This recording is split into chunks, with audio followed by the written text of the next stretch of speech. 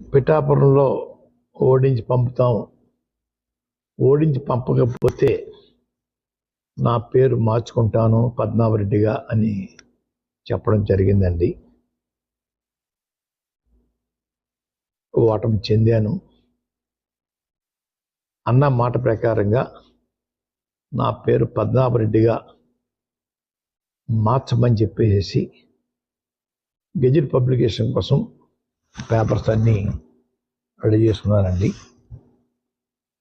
రేపు ఇంట్లో పూర్తిగా నింపి పేరు మార్పు కోసం దరఖాస్తు చేస్తానండి.